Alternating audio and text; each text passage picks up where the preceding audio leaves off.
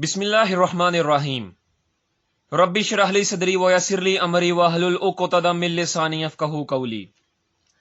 तो जैसा कि हम सब जानते हैं कि हमने 10th क्लास के mathematics chapter number 2 theory of quadratic equation और एक्सरसाइज 2.5 को पिछली वीडियो में ख़त्म किया था।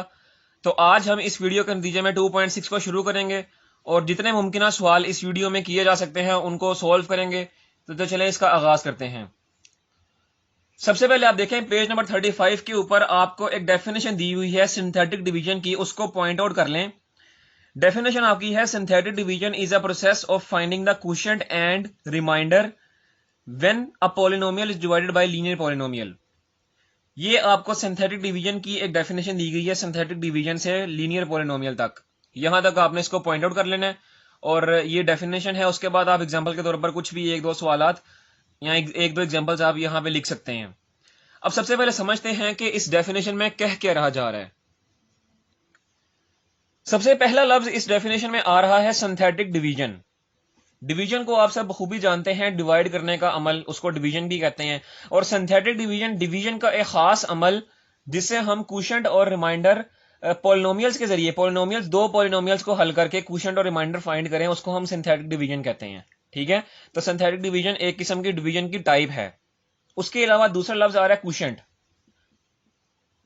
क्वोशिएंट किसे कहते हैं? क्वोशिएंट आ रहा है और रिमाइंडर आ रहा है। इसका क्या मतलब है?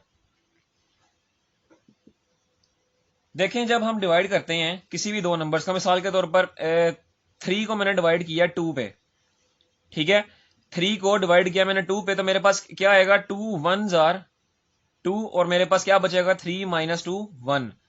यानी ये जो आया है, ये यानी जिसके ऊपर हमने डिवाइड करके वो नंबर जिससे हमने डिवाइड किया है, यानी जी वो नंबर जिसे हमने डिवाइड के लिए ऑपरेट किया है, उसको हम कहेंगे क्वोशिएंट। और जो रिमाइंडर यानी जो माइनस करके उन दो टर्म्स को जो नीचे वैल्यू बची है उसको कहेंगे रिमाइंडर। क्वोशिएंट और रिमाइंडर या रिमाइंडर, जो मर्जी कहते हैं इसे, रिमाइंडर। ठीक है, तो ये हो गया आपका क्वोशिएंट और रिमाइंडर। अब आपका आखिरी लफ्ज यहां पे आता है पॉलिनोमियल। वो कह रहा है ना कि when a polynomial is divided by linear polynomial. ठीक है, तो यानी पॉलिनोमियल क्या है वो भी समझ लें कि पॉलिनोमियल क्या मतलब है उसका। पॉलिनोमियल ऐसी टर्म को कहते हैं जिसमें हमारे पास एक्सप्रेशन में, यानी ऐसी अलजेब्रिक एक्सप्रेशन जिसमें हमारे पास वेरिएबल की पावर जो हो वो पॉजिटिव हो। ठीक है, दूसरा कि वेरिएबल डिवाइड में ना हो, यानी डिनोमिनेटर में ना हो।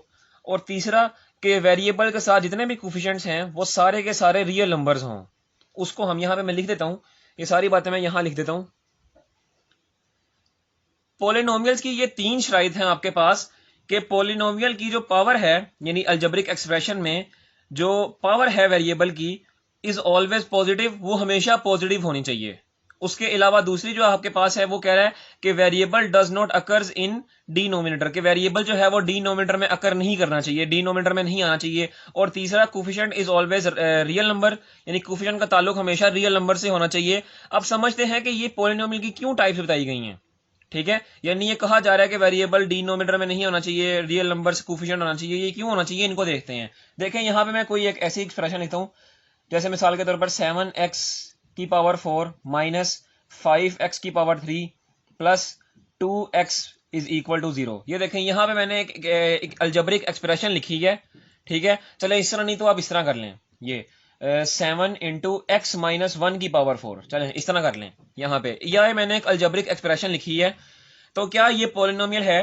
तो आप सबसे पहले देखें कि ये यहाँ पे हमारे पास जो भी 3 पॉइंट्स दिए गए हैं ये इनके ऊपर अप्लाई हो रहे हैं। तो देखें, पहला है कि power of variable is always positive. तो यहाँ देखें, ये वेरिएबल था, इसकी पावर क्या है? पॉजिटिव, इसकी भी पॉजिटिव और इसकी भी पॉजिटिव। तो यानी इसका मतलब कि पहला जो पॉइंट है वो इसके ऊपर अप्लाई हो रहा है, लागू हो रहा है। दूसरा पॉइंट क्या है कि variable does not occur in denominator, variable denominator में अकर नहीं करना चाहिए। तो कोई भी ऐसा वेरिएबल नहीं है जो डिनोमिनेटर में आ रहा हो, सारे वेरिएबल न्यूमिनेटर में आ रहे हैं। ठीक है, तो ये पॉइंट भी अकर कर रहा है। उसके बाद तीसरा पॉइंट है कि कोफिशिएंट हमेशा रियल नंबर्स होना चाहिए। तो रियल नंबर ही है कोफिशिएंट। ठीक है, कोफिशिएंट हमेशा रियल नंबर ही है। तो ये देखें, कोफिशिएंट भी यहां पे रियल नंबर है, 7 भी रियल नंबर है, -5 भी रियल नंबर है, 2 भी रियल नंबर है। ठीक है, अब बात यह है कि अगर ये नेगेटिव हो जाए तो उसको सोल्व करना मुश्किल है। ठीक है, यानी मिसाल के तौर पर यहां पे पावर चली गई है -4, तो आप इसको कैसे सोल्व करेंगे? मुश्किल है सोल्व करना है इसको, ठीक है। और मिसाल के तौर पर ये पावर नेगेटिव चलेगी तो उसका तो समझ लग गया कि इसको सोल्व करना मुश्किल है। और अगर पावर डिनोमिनेटर में आ गई, यानी यहाँ पे कह रहे हैं ना कि वेरिएबल डज नॉट अगर, यानी वेरिएबल अगर डिनोमिनेटर में आ गया, मिसाल के तौर पर यहाँ पे 7 डिवाइडेड बाई x माइनस 1 की power 4 minus 5x³ plus 2x is equal to 0। अब ये देखें यहाँ पे जो पावर आ गई है वो डिनोमिनेटर में आ गई है, ठीक है, वेरिएबल सारा डिनोमिनेटर में आ गया है। तो इसको कैसे सोल्व करेंगे? तो देखें जब हम इसको ऊपर लेके जाएंगे दोबारा से ये यही फॉर्म बन जाएगी माइनस वाली, तो इसको भी सोल्व करना वही चीज मुश्किल है। और तीसरा, आप ये बखूबी जानते हैं कि अगर कोफिशिएंट रियल नंबर ना हो, इमेजिनरी नंबर्स आ जाएं, कॉम्प्लेक्स नंबर आ जाएं, तो कॉम्प्लेक्स नंबर को तो सोल्व ही नहीं किया जाता। यानी मिसाल के तौर पर हमारे पास यहाँ पे इक्वेशन आ जाती √-3 मल्टीप्लाई बाय x माइनस 1 की पावर 4 इज इक्वल टू 0। अगर यही एक अल्जेब्रिक एक्सप्रेशन आ जाती तो आप ये √-3 को कैसे सोल्व करते? नहीं सोल्व कर सकते थे। इसीलिए ये तीनों पॉइंट्स आपके पोलिनोमियल में अप्लाई होंगे, तब ही आपकी पोलिनोमियल या कोई भी अल्जेब्रिक एक्सप्रेशन पोलिनोमियल कहलाएगी, अदरवाइज वो पोलिनोमियल नहीं कहलाएगी। ये छोटा सा कॉन्सेप्ट था। अब हम चलते हैं एक्सरसाइज 2.6 की जानिब।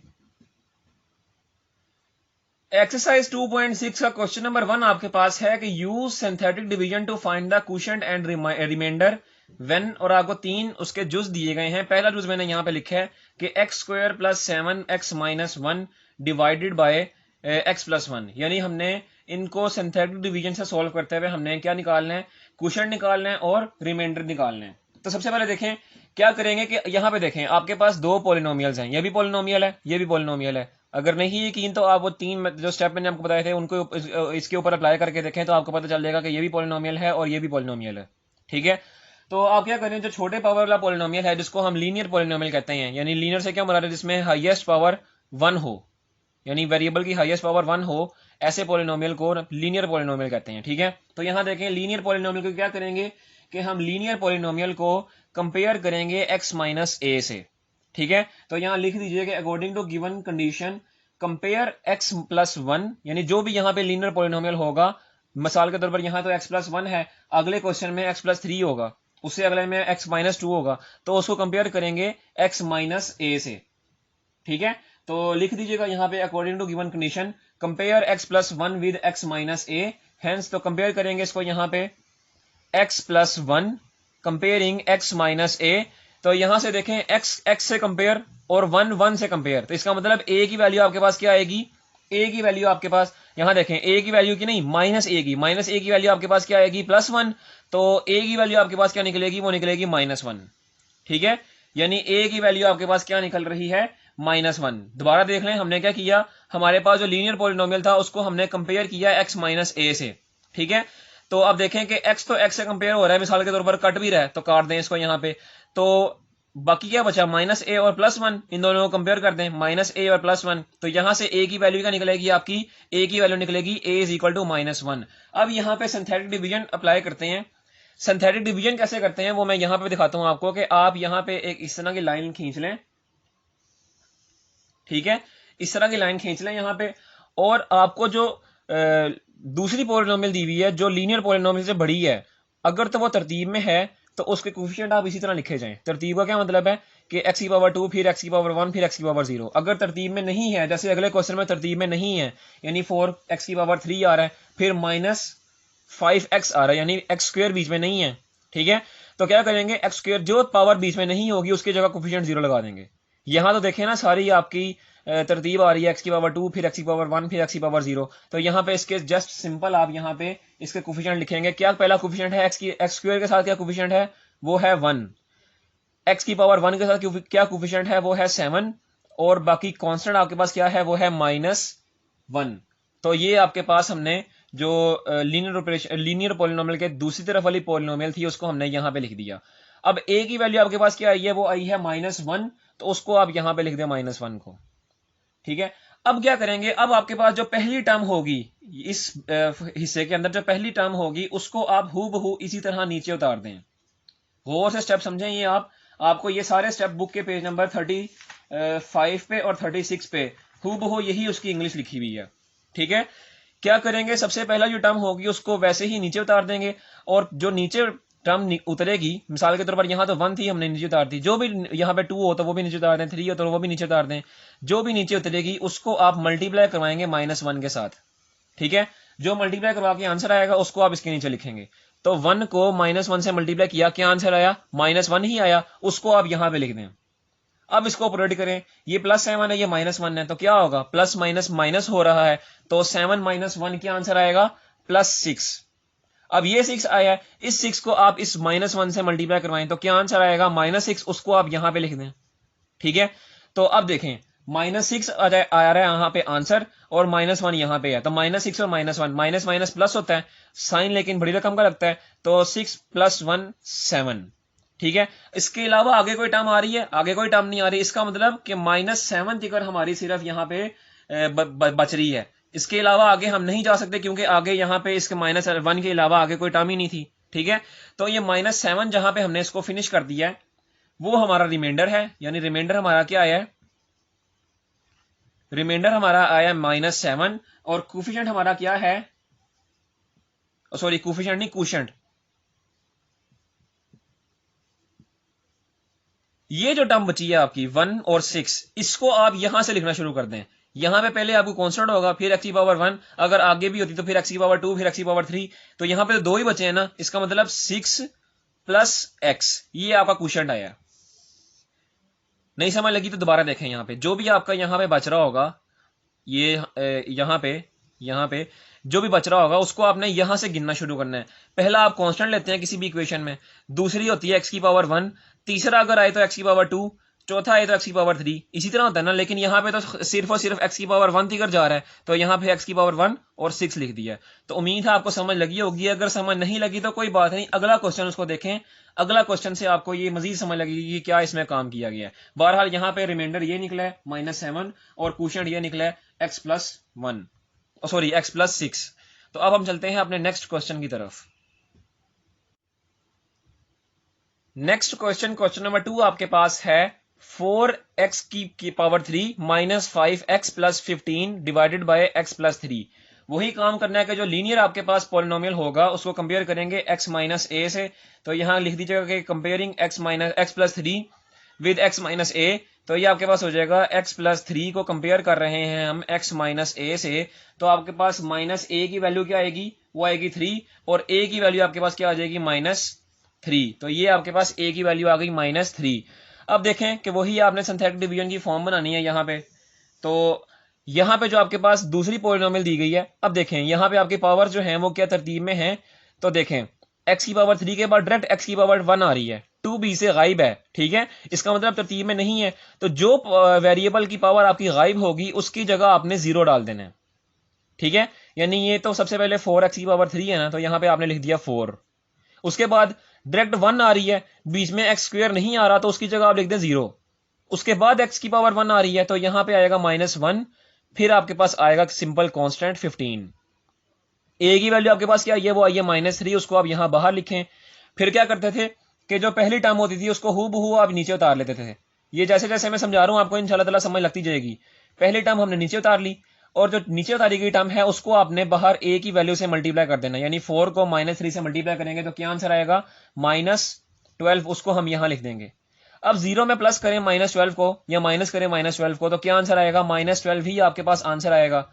अब आप -12 को इस 3 यानी -3 से दोबारा मल्टीप्लाई करें, तो क्या आंसर आएगा आपके पास? 12 को 3 से मल्टीप्लाई किया तो 36 आंसर आता है, और माइनस माइनस आपका प्लस हो जाता है। तो ये देखें, ये आपके पास प्लस वैल्यू है, ये माइनस की वैल्यू है, तो इसको मल्टीप्लाई, सिंपल मल्टीप्लाई नहीं करवाना, सॉरी सिंप्लीफाई करवाएं। प्लस माइनस क्या होता है? माइनस होता है। 36 में से 5 निकालें तो क्या बचता है? 31, लेकिन साइन आपके पास क्या आएगा? वो बड़ी रकम का आएगा, यानी प्लस ही साइन आएगा। उसके बाद आप क्या करेंगे? उसके बाद 31 को आप 3 माइनस से दोबारा मल्टीप्लाई करवाएंगे। जब दोबारा मल्टीप्लाई करवाएंगे तो आपके पास क्या आंसर आएगा? आपके पास आंसर आएगा -93। ठीक है, -93 आंसर आया। अब देखें, ये माइनस की टर्म है और ऊपर है +15, प्लस माइनस माइनस हो रहा है, क्या बचेगा? 78। ठीक है, लेकिन साइन जो है वो 93 यानी बड़ी रकम के साथ है, तो माइनस साइन इसके साथ लग जाएगा। इसके अलावा तो कोई टर्म नहीं आगे आ रही जिससे हम इसको सिंप्लीफाई करवा सकें, तो यही आखिरी टर्म है, ये आपका रिमाइंडर होगा, और बाकी जो ये टर्म आई है वो आपकी कोशेंट होगा। तो रिमाइंडर आपके पास क्या होगा? सबसे पहले रिमाइंडर आपके पास होगा -78, और कोशेंट को किस तरह लिखेंगे? देखें, 31 के बाद आ रहा है -12, फिर आ रहा है 4, यानी 31 जो होगा कांस्टेंट होगा, ये होगा -12x, और ये होगा 4x² यानी क्वोशंट आपके पास होगा 31 प्लस -12x और 4x², ये आपके पास यहाँ पे क्वोशंट होगा। तो उम्मीद है अब आपको समझ आई होगी और यही आपने इस तरह काम करना है। आसान से शॉर्ट क्वेश्चन हैं ये, लेकिन इसमें जो नेक्स्ट आगे क्वेश्चन नंबर 3 और क्वेश्चन नंबर 4, 5 है ना, ये आपके पास लॉन्ग क्वेश्चन के तौर पर आते हैं, लेकिन क्वेश्चन नंबर 1 और 2 इसमें से सिंपल शॉर्ट क्वेश्चन ही बनते हैं। तो ये आपका क्वेश्चन था, उम्मीद है आपको समझ लगी होगी। अब हम चलते हैं क्वेश्चन नंबर 1 के थर्ड पार्ट की जानिब। क्वेश्चन नंबर 1 का तीसरा पार्ट आपके पास है x³ plus x² minus 3x plus 2 divided by x minus 2। Linear term को क्या करेंगे, लीनियर टर्म को हम सबसे पहले कंपेयर करेंगे x माइनस ए से। ठीक है, x माइनस ए से कंपेयर किया तो a की वैल्यू आपके पास क्या आएगी, यानी सबसे पहले माइनस a की वैल्यू आपके पास क्या आएगी, -2। तो यूं आपकी ये माइनस माइनस से कैंसिल हो जाएगा और a की वैल्यू आपके पास क्या आ जाएगी, a की वैल्यू आपके पास आएगी 2 के बराबर। अब दोबारा से सिंथेटिक डिवीजन की अब यहाँ पे फॉर्म बना लें। ये आपके पास इस तरह की फॉर्म बनेगी, जरा बड़ी बन गई है, यहाँ पे बनाते हैं। ये आपके पास यहाँ पे फॉर्म बन जाएगी। अब देखें कि आपके पास लीनियर पॉलिनोमियल के साथ जो दूसरा पॉलिनोमियल है उसके कोफिशिएंट आप यहाँ पे लिखें। सबसे पहले आप देखेंगे कि आपके पास ये जो वेरिएबल्स हैं क्या ये तरतीब में हैं, तो देखें तरतीब में हैं x⁻3, फिर x⁻2, फिर x⁻1 और फिर x⁻0। अच्छा, बाद बच्चे कहेंगे जी कि ये x⁻0 का क्या मतलब है, तो यहाँ देखें कि जब भी कांस्टेंट के साथ आपका कांस्टेंट खाली लिखा होता है उसके साथ अगर हम x⁻0 लिख सकते हैं, क्योंकि किसी भी वेरिएबल की पावर या किसी भी नंबर की पावर 0 हो तो उसका आंसर 1 ही होता है, तो यहाँ पे x⁻0 लिख सकते हैं। ठीक है, तो बहरहाल लिखने की जरूरत नहीं है, आपको पता होना चाहिए इस चीज के बारे में। तो इसके साथ आप कोफिशिएंट लिख लेते हैं, देखें तरतीब में है तो कोफिशिएंट यहाँ पे लिख दें। सबसे पहला कोफिशिएंट आपके पास क्या है, वो है 1। उसके बाद दूसरा कोफिशिएंट भी आपके पास 1 है, तीसरा कोफिशिएंट है आपके पास -3 और चौथा जो कांस्टेंट है वो आपके पास है 2। ठीक है, अब देखें a की वैल्यू आपके पास क्या आ रही है, वो आ रही है 2, उसको बाहर लिख लें। पहला जो नंबर था, पहली टर्म थी, उसको आप हूबहू वैसे ही नीचे उतार दें, तो वो थी 1, वो नीचे हमने उतार ली।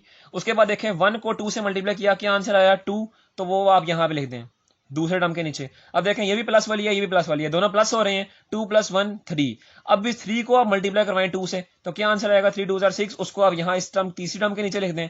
तो ये देखें ये प्लस की है, ये माइनस की है, प्लस माइनस माइनस माइनस होगा काम आपका, और 6 में से 3 निकाले, 6 में से 3 निकाले तो क्या बचा, 3 बचा, और साइन जो होगा वो प्लस का लगेगा क्योंकि प्लस के साथ, प्लस बड़ी वैल्यू के साथ है। उसके बाद इस 3 को दोबारा से 2 से मल्टीप्लाई करें तो क्या आंसर आएगा, 6 आंसर आएगा। अब देखें ये 6 आपका पॉजिटिव, ये भी 2 पॉजिटिव, यानी प्लस प्लस प्लस होते हैं, तो 6 + 2 8 आंसर आ जाएगा। उसके बाद मजीद कोई वैल्यू नहीं है ऊपर आ रही, इसका मतलब ये 8 जो है ये आपका रिमाइंडर है, 8 आपका रिमाइंडर है। और क्वेश्चन क्या निकलेगा आपका,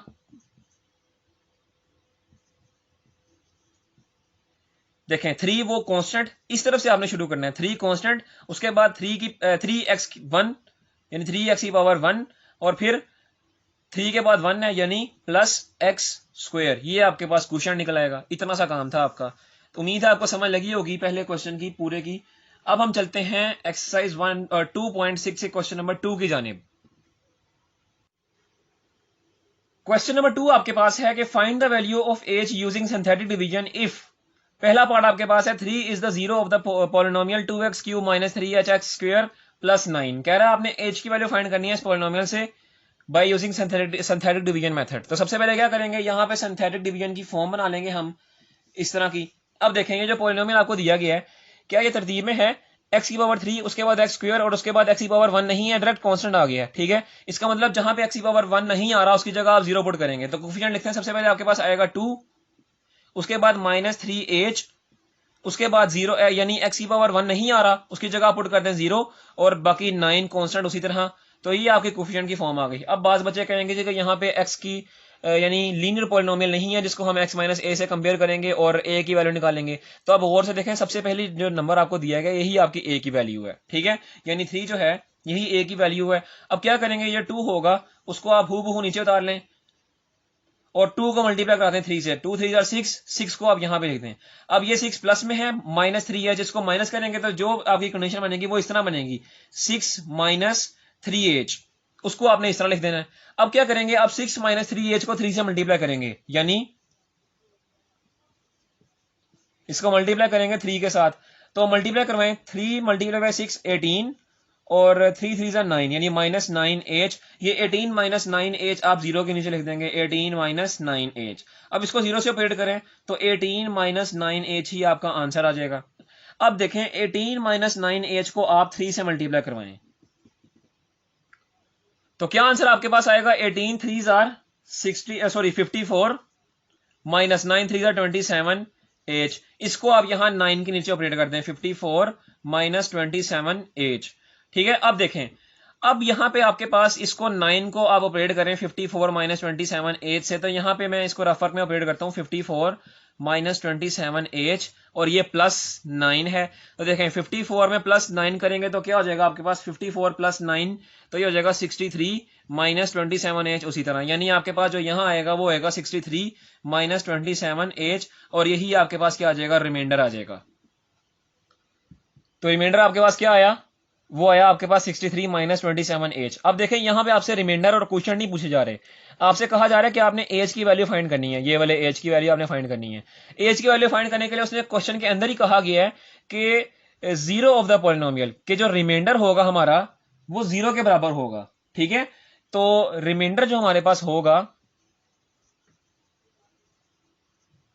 वो जीरो के बराबर होगा। तो रिमाइंडर की क्या वैल्यू निकली है? वो निकली है 63 माइनस 27h, वो जीरो के बराबर है। यहां से आप एज की वैल्यू निकाल लें। ये 63 यहां पे क्या हो रहा है? प्लस हो रहा है, इक्वल के सिर्फ जीरो के साथ जाके माइनस हो जाएगा, तो ये हो जाएगा minus 27h is equal to minus 63। ये माइनस और ये माइनस कैंसिल आउट हो जाएगा। ये 27 यहाँ एज से मल्टीप्लाई हो रहा है, इक्वल के सिर्फ 63 से जाके डिवाइड हो जाएगा, तो ये हो जाएगा h is equal to 63 divided by 27। इसको सिंप्लीफाई करें कटिंग शटिंग कर करके आपके पास क्या आंसर आ जाएगा? आपके पास आंसर आ जाएगा एज का, एज इज इक्वल टू 7/3। तो ये आपके पास एज का आंसर निकलेगा। तो उम्मीद है आपको ये भी क्वेश्चन समझ आया होगा। सिंपल सा क्वेश्चन था, कुछ थोड़ी बहुत सिंप्लीफिकेशन थी, उसको हमने सॉल्व किया और एज की वैल्यू निकाल दी। अब हम चलते हैं इसके पार्ट 2 की जानिब। क्वेश्चन नंबर 2 का पार्ट 2 आपके पास है कि 1 is the zero polynomial of the x cube minus 2hx square plus 11। तो इसको सबसे पहले सिंथेटिक डिवीजन की फॉर्म में लिखते हैं हम। तो वो क्या होगा? देखें कि जो पॉलिनोमियल की जो हमें अलजेब्रिक एक्सप्रेशन दी गई है, क्या वो तरतीब में है? एक्स क्यूब के बाद आ रहा है एक्स स्क्वायर, उसके बाद एक्स की पावर 1 नहीं आ रहा, डायरेक्ट एक्स की पावर 0 यानी कांस्टेंट आ रहा है। तो एक्स की पावर 1 की जगह हम क्या करेंगे? 0 पुट कर देंगे। तो कोफिशिएंट लिखते हैं सबसे पहले। एक्स की पावर 3 के साथ क्या कोफिशिएंट आ रहा है? वो आ रहा है 1। उसके बाद एक्स स्क्वायर के साथ क्या कोफिशिएंट आ रहा है? वो आ रहा है -2h। एक्स की पावर 1 वाली वैल्यू नहीं आ रही, इसकी जगह लिख दे 0 और कांस्टेंट आपके पास क्या आ रहा है? 11। और ए की वैल्यू आपको क्या दी गई है? वो दी गई है 1। ठीक है, तो 1 आपको ए की वैल्यू दी गई है। अब देखें सबसे पहले आपने ये जो 1 है इसको आपने नीचे उतार लेना है, ये आपके पास आ जाएगा 1। 1 को 1 से मल्टीप्लाई किया, क्या आंसर आया? 1 ही आया, उसको आप यहां पे लिख दें। ठीक है, अब देखें 1 प्लस के और -2h, इसको कैसे लिखेंगे? 1 -2h, इसको ऑपरेट करेंगे ना जब, तो ये इस तरह हो जाएगा 1 -2h। अब 1 को 1 -2h से मल्टीप्लाई करें तो 1 के साथ जो भी वैल्यू मल्टीप्लाई होती है वही वैल्यू आपके पास आंसर आती है। तो 1 -2h आपके पास आंसर आएगा, वो आपके पास यहाँ लिखा जाएगा 1 -2h। इसको ये देखें, ये प्लस में है और ये 0 है, 0 के साथ जो चीज मर्जी प्लस करें या माइनस करें आपके पास वही चीज आंसर आती है। इसका मतलब 1 -2h ही आपके पास आंसर आ जाएगा। उसके बाद क्या करेंगे? उसके बाद दोबारा से आप 1 -2h को 1 से मल्टीप्लाई करें तो क्या आंसर आएगा? यही आएगा 1 -2h। इसको आप क्या करें? ये देखें, ये प्लस हो रहा है, ये माइनस हो रहा है, 1 -2h प्लस 11, तो क्या आएगा? 11 में प्लस कर दें आप 1 को तो क्या आंसर आ जाएगा? 12। इसका मतलब 12 -2h आपका क्या आंसर आएगा? रिमाइंडर आएगा 12 -2h। ये आपके पास रिमाइंडर होगा। तो अब आप देखें कि जो आपके पास रिमाइंडर है इज द जीरो, वो 0 है, यानी रिमाइंडर आपके पास 0 के बराबर है। तो रिमाइंडर की वैल्यू आपके पास क्या है? 12 -2h इज इक्वल टू 0। यहां से देखें ये 12 यहां पे क्या हो रहा है? प्लस हो रहा है, इक्वल की तरफ आके माइनस हो जाएगा और ये बन जाएगी term 2 -2h is equal to -12। ये माइनस इस माइनस से कैंसिल आउट हो जाएगा, ये 2 यहां पे मल्टीप्लाई हो रहा है, इक्वल की तरफ आके 12 से डिवाइड हो जाएगा और बन जाएगा h is equal to 12 divided by 2। तो यहां से क्या आंसर आएगा? 2 6 12। तो यहां से h की वैल्यू आपके पास क्या आएगी? h is equal to 6। तो उम्मीद है आपको क्वेश्चन नंबर 2 का पार्ट 2 भी समझ आया होगा। अब हम चलते हैं इसके पार्ट 3 की जानिब। क्वेश्चन नंबर 2 का पार्ट 3 आपको दिया गया है कि -1 is the zero of the polynomial 2x³ plus 5hx minus 23। इसको भी सबसे पहले सिंथेटिक डिवीजन की फॉर्म में लिखें आप। तो देखें अलजेब्रिक एक्सप्रेशन आपको जो दी गई है या पॉलिनोमियल जो आपको दिया गया है, क्या वो तरतीब में दिया गया है? x की पावर 3 और उसके बाद आ रही है एक्स की पावर 1, यानी अब आपकी एक्स की पावर 2 यहां दरमियान से गायब है। इसका मतलब एक्स की पावर 2 की जगह आप क्या पुट करेंगे, 0 पुट करेंगे। तो कोफिशिएंट लिखें, सबसे पहला कोफिशिएंट आपके पास क्या आ रहा है, 2। उसके बाद एक्स स्क्वायर गायब है तो आप उसकी जगह लिखते हैं 0। उसके बाद आ रहा है एक्स की पावर 1, उसके साथ कोफिशिएंट आपके पास है 5h और -23 आपके पास आखिरी कांस्टेंट है, उसको आप इस तरह लिख दें। अब देखें कि आपके पास ए की वैल्यू क्या है, वो है -1, उसको आप यहां लिख दें। सबसे पहली वैल्यू को आप बिल्कुल नीचे उतार लें तो ये आपके पास हो जाएगी 2। इसी तरह 2 को आप -1 से मल्टीप्लाई करें तो क्या आंसर आएगा, 2 मल्टीप्लाई बाय -1 -2 आंसर आएगा। -2 को आप 0 से प्लस कर दें या माइनस कर दें तो आपके पास -2 ही यहाँ पे नीचे आंसर आएगा। अब -2 को आप -1 से मल्टीप्लाई करवाएं तो क्या आंसर आएगा, -2 multiply by -1 is equal to 2। ठीक है, अब 2 को प्लस कर दें 5 के साथ तो क्या आपके पास कंडीशन बनेगी 2 + 5h। अब 2 + 5h को आप -1 से मल्टीप्लाई करवाएं, यानी -1 को मल्टीप्लाई करवाएं 2 + 5h से तो क्या आंसर आएगा आपके पास -2 - 5h। उसको आप यहां लिख दें -2 - 5h। अब देखिए उसके साथ आपके साथ माइनस हो रहा है -23, तो इसको आप सिंप्लीफाई करवाएंगे तो आपके पास क्या आंसर आ जाएगा, आपके पास आंसर आएगा -25 - 5h। तो यही आपका रिमाइंडर आ जाएगा -25 - 5h। अब देखें एक्सप्रेशन में आपको कहा जा रहा है कि जो रिमाइंडर है वो 0 के बराबर है, तो रिमाइंडर 0 के बराबर होगा। रिमाइंडर की वैल्यू आपके पास निकली है -25 - 5h इज इक्वल टू 0। यहां से -25 जो है यहाँ पे माइनस हो रहा है, इक्वल के उस तरफ ले जाएंगे वो हो जाएगा प्लस, तो ये आपके पास बन जाएगा -5h इज इक्वल टू +25। अब ये -5 यहाँ पे h के साथ मल्टीप्लाई हो रहा है, यहाँ पे 25 से आके डिवाइड हो जाएगा और h की वैल्यू आपके पास आ जाएगी 25 डिवाइडेड बाय -5। तो यहां से एज की वैल्यू आपके पास क्या निकलेगी, वो निकलेगी -5। तो यहां से एज की वैल्यू आपके पास आ गई -5 और यहां पे हमारा क्वेश्चन नंबर 2 के पार्ट नंबर 3 का भी इख्तिताम होता है। उम्मीद है आपको क्वेश्चन नंबर 1 और क्वेश्चन नंबर 2 के तमाम जुज आपको समझ आए होंगे। अब हम चलते हैं क्वेश्चन नंबर 3 की जानिब। क्वेश्चन नंबर 3 का जो आपको कहा जा रहा है उसमें कहा जा रहा है use synthetic division method to find the value of L and M।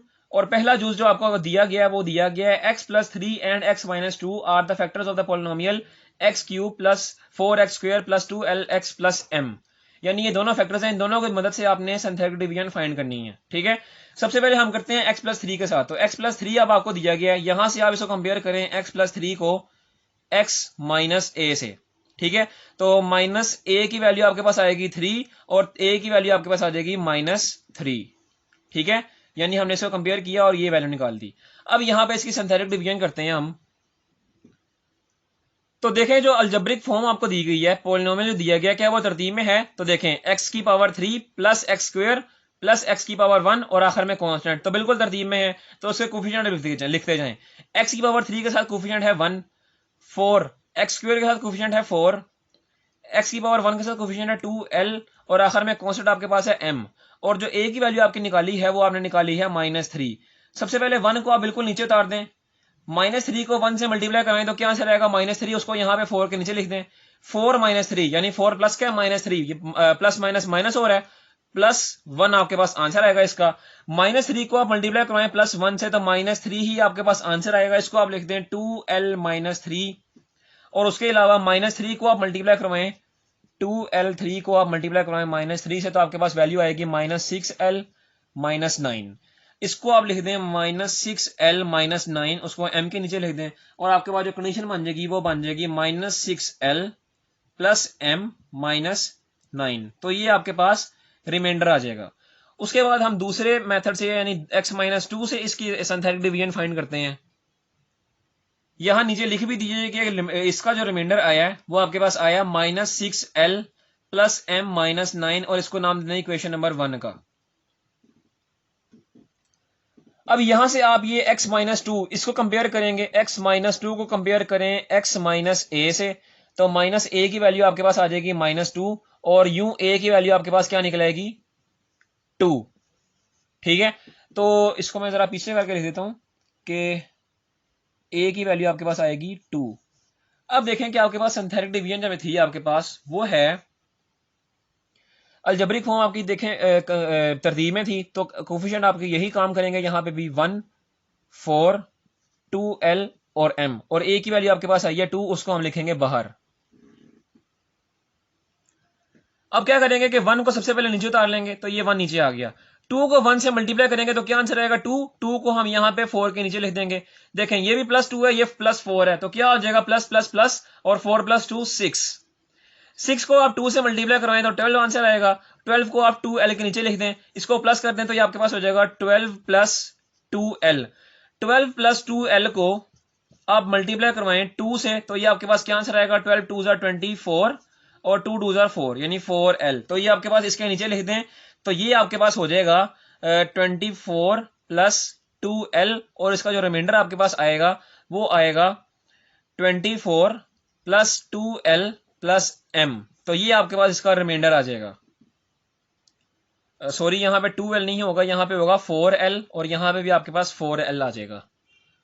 तो अब देखेंगे ये आपके पास आ गया रिमाइंडर, इसको भी नाम दे दें कि ये आपके पास आ गया, ये इसको नाम दे दें आप R1 का और इसको नाम दे दें आप R2 का, ठीक है। और ये आपके पास रिमाइंडर आ गया 24 + 4l + m, इसको भी नाम दे दें इक्वेशन नंबर 2 का, ठीक है। अब हमने निकालनी है l की और m की वैल्यूज फाइंड, ठीक है। तो l की और m की वैल्यू निकालने के लिए मैं सारी वैल्यू, ये सारी जो काम किया है इसको रेज करते हैं, आप इसका स्क्रीनशॉट ले लें या नोट कर लें, क्योंकि l की और m की वैल्यू निकालने के लिए आपको अलग से मेथड बताया जाएगा इसका। तो आपके पास जो रिमाइंडर 1 आया था वो मैंने यहाँ पे लिख दिया -6l + m + 9 = 0 और रिमाइंडर √2 जो आया था वो मैंने यहाँ लिख दिया 4l + m + 24 = 0।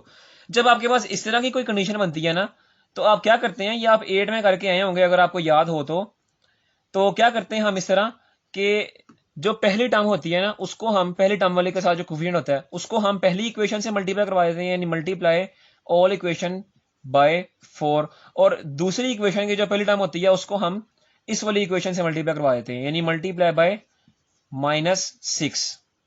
ये काम करते हैं। दोबारा देखेंगे कि यह कि जो पहली इक्वेशन होगी उसके साथ जो कोफिशिएंट होगा उसको हमने पहली इक्वेशन में जो पहला टर्म होगी उसके साथ जो कोफिशिएंट होगा उसको हमने दूसरी इक्वेशन से मल्टीप्लाई करवा देना है, और दूसरी टर्म में जो पहला टर्म होगी उसको उसके साथ जो कोफिशिएंट होगा उसको हमने पहली इक्वेशन के साथ पूरी के साथ मल्टीप्लाई करवा देना है। तो मल्टीप्लाई करवाएंगे तो आपके पास जो इक्वेशन बनेगी वो मैं यहाँ लिख देता हूँ। तो यहां देखें कि मैंने 4 को पूरी इक्वेशन से मल्टीप्लाई करा दिया तो मेरे पास ये इक्वेशन आई, और -6 को इस पूरी इक्वेशन से मल्टीप्लाई करवा दिया तो मेरे पास ये इक्वेशन आई। अब क्या करेंगे, इन दोनों इक्वेशन को आपस में सेपरेट कर देंगे। तो जब सेपरेट करेंगे तो नीचे वाली इक्वेशन के जो साइन होंगे वो चेंज हो जाएंगे, ये माइनस है तो ये प्लस हो जाएगा, ये माइनस है तो ये भी प्लस हो जाएगा, ये भी माइनस है तो ये भी प्लस हो जाएगा। अब देखेंगे ये जो पहला टर्म था ये आपके पास कैंसल आउट हो गया। दूसरा 6m + 4m ये आपके पास हो जाएगा 10m, ठीक है, +144 + 36, तो ये +144 + 36 का आपके पास क्या आंसर आएगा, आपके पास इसका आंसर आएगा +180 = 0। यहां से आप m की वैल्यू निकालें, यहां 180 जो है यहाँ प्लस हो रहा है, इक्वल के इस तरफ ले जाएं वो माइनस हो जाएगा, 10m = -180। यहां से देखें ये 10 यहाँ पे मल्टीप्लाई हो रहा है, इसको इक्वल के इस तरफ ले जाए तो 180 के नीचे जाके डिवाइड हो जाएगा, ये 10 -18 = 180, ठीक है। तो यानी आपकी m की जो वैल्यू है वो आएगी -18। तो ये आपकी m की वैल्यू निकल आई। अब आपकी m की वैल्यू निकल आई है, उसको आप इन दोनों इक्वेशन में से किसी एक में पुट कर दें तो आपकी l की वैल्यू भी निकल आएगी। मैं इसको पुट कर देता हूँ इस इक्वेशन में, इसको नाम देते हैं इक्वेशन नंबर 1 का, पुट m = -18 इन इक्वेशन 1, तो आपकी l की वैल्यू निकलेगी, ये हो जाएगा -6l प्लस m की वैल्यू आपके पास क्या आई है -18, तो यहाँ पे पुट कर दें -18 + 9 = 0। तो -18 + 9 क्या आपके पास आंसर आएगा, -18 + 9 का आपके पास आंसर आएगा -9 -6l = 0। ये 9 यहाँ पे क्या हो रहा है, माइनस इक्वल के इस तरफ ले जाए तो हो जाएगा प्लस, -6l = +9, और देखें कि ये 6 जो है वो l के साथ क्या हो रहा है, मल्टीप्लाई हो रहा है, और इधर जो चले जाएगा तो डिवाइड हो जाएगा, l = 9 / -6। यूं आपकी l की वैल्यू का आंसर आ जाएगा -3/2। ये देखें ना, 3 3 = 9, 3 2 = 6, तो -3/2 आपके पास आंसर आ जाएगा। तो ये आपका l का आंसर निकला है और ये आपका m का आंसर निकला है। तो उम्मीद है आपको ये दोनों सवाल, ये जो पहला सवाल था ये समझ आया होगा, क्वेश्चन नंबर 3 का पहला सवाल समझ आया होगा। अब हम चलते हैं क्वेश्चन नंबर 3 के लास्ट पार्ट की तरफ। क्वेश्चन नंबर 3 का पार्ट 2 भी आपको बिल्कुल उसी तरह दिया गया कि x - 1 and x + 1 are the factor of the polynomial x³ - 3lx² + 2mx + 6, ठीक है। तो सबसे पहले क्या करेंगे, x - 1 को हम कंपेयर करेंगे x - a से, तो -a की आपके पास वैल्यू आएगी -1, ठीक है, ये माइनस माइनस है कैंसिल आउट हो जाएगा, तो ए की वैल्यू आपके पास आ जाएगी ए इज इक्वल टू 1, तो ये आपके पास ए की वैल्यू आ गई। अब आप दोबारा से सिंथेटिक डिवीजन अप्लाई करें इसके ऊपर। देखें पॉलिनोमियल की आपकी तरतीब में है, एक्स क्यूब के बाद आ रहा है एक्स स्क्वायर, फिर आ रहा है एक्स की पावर 1 और फिर आ रहा है एक्स की पावर 0। तो इसका मतलब पॉलिनोमियल जो है वो बिल्कुल तरतीब में है। तो यहाँ पे इसके कोफिशिएंट लिखें, एक्स क्यूब के साथ कोफिशिएंट है 1, तो यहाँ पे आ जाएगा 1। एक्स स्क्वायर के साथ कोफिशिएंट है -3l, तो यहाँ आ जाएगा -3l। एक्स की पावर 1 के साथ कोफिशिएंट है +2m, यहाँ आ जाएगा +2m। और आखिर में कांस्टेंट है वो उसी तरह 6 यहाँ पे आ जाएगा। ए की वैल्यू आपके पास आई है 1, वो आप यहाँ लिख दें। पहली वैल्यू जो थी आपके पास 1, वो आप बिल्कुल नीचे उतार लें, तो ये आपके पास आ जाएगा 1 इसी तरह। अब 1 को 1 से मल्टीप्लाई करवाएं तो क्या आंसर आएगा 1, उसको आप यहाँ लिख दें, ये आपके पास हो जाएगा 1 - 3l। ठीक है, अब 1 - 3l को आप मल्टीप्लाई करवाएं 1 से, तो यही आएगा आपके पास आंसर 1 - 3l। उसको आप यहाँ लिख दें 1 - 3l के इधर नीचे 2m के नीचे। इसको सिंप्लीफाई करवाएं तो ये आपके पास हो जाएगा 2m - 3l + 1।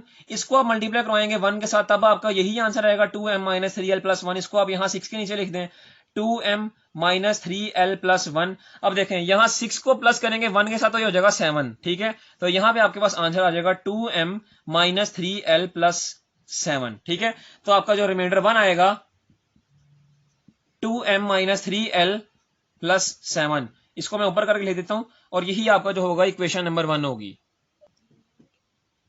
अब क्या करेंगे, अब करेंगे x + 1, इसको कंपेयर करेंगे x - a से।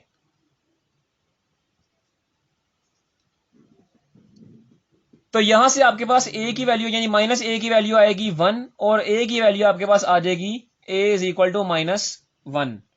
a इज इक्वल टू -1, ये आपके पास a की वैल्यू आ जाएगी। सिंथेटिक डिवीजन के मेथड इसके ऊपर अप्लाई करें, ये कंडीशन है आपके पास।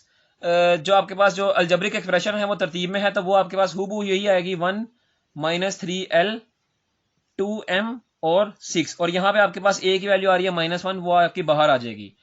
ये 1 आप बिल्कुल नीचे उतार लें, 1 को -1 से मल्टीप्लाई करवाएं तो क्या आंसर आएगा -1। ये आपके पास हो जाएगा -3l -1। अब -3l को -1 से मल्टीप्लाई करवाएं तो साइन जो थे इसके पॉजिटिव हो जाएंगे, तो यहाँ पे आ जाएगा 3l + 1। अब 3l को आप 2m से प्लस कर दें तो आपके पास हो जाएगा 3l + 2m + 1। इसको जब आप -1 से मल्टीप्लाई करवाएंगे तो इसके सारे साइन चेंज हो जाएंगे, तो ये आपके पास लिखा जाएगा -3l - 2m - 1।